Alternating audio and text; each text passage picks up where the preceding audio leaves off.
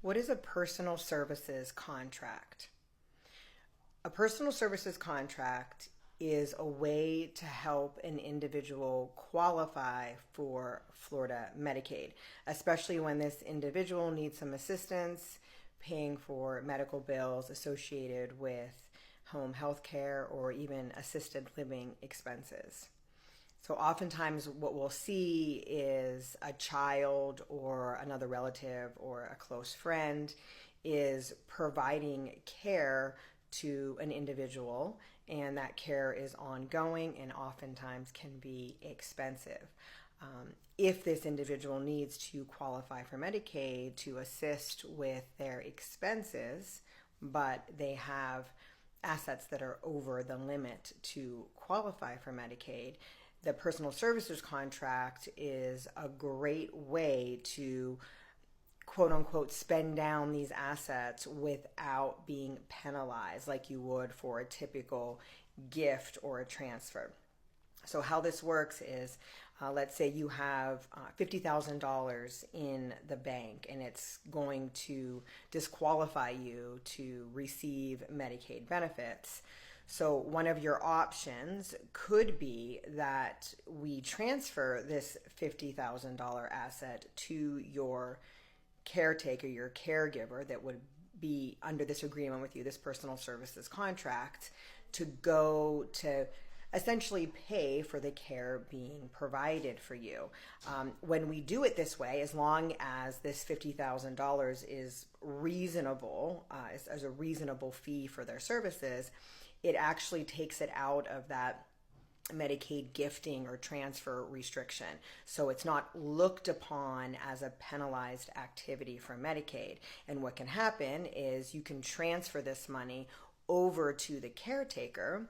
The caretaker can obviously use the money for your care and to also pay themselves what a reasonable fee would be to take care of you, and we're not going to get penalized for Medicaid purposes so long as the personal services contract is drafted properly and the money transferred to it is reasonable and fair. And to determine this, Medicaid uses a calculation based on life expectancy. So what that means is the money that you're transferring to the caregiver needs to match up with the care that would be provided to the Medicaid recipient for their lifetime.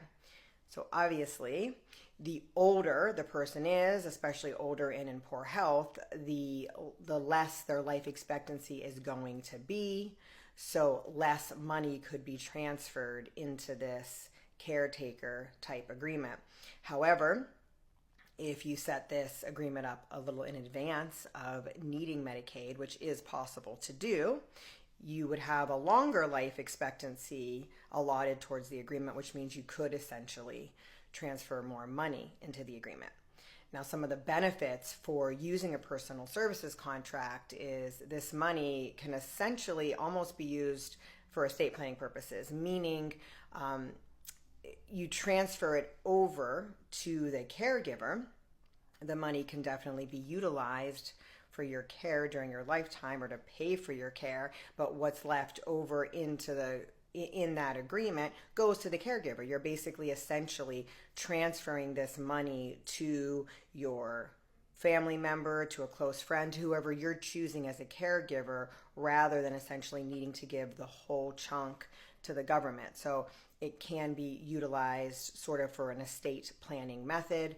Also, using this type of contract, as stated before, does avoid the Medicaid look-back period. It's not considered a gift to Medicaid, so there's not the harsh penalties associated with making a gift, which can be tens of thousands of dollars.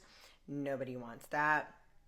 So that can help too. Some of the drawbacks is if you do have, say, multiple children and you're picking one child to be the caregiver and you're transferring a large chunk of money to the caregiver, that can obviously offset or mess up other plans you had in your estate for your other children. So that's something that needs to be looked at. And definitely when you're giving this money to a caregiver under the personal services contracts, we need to consult, or they need to consult with a tax professional, because it is ultimately considered income to them. The money that they are receiving as income under this agreement is taxable as income to them. So that's something they would want to speak with a tax professional about.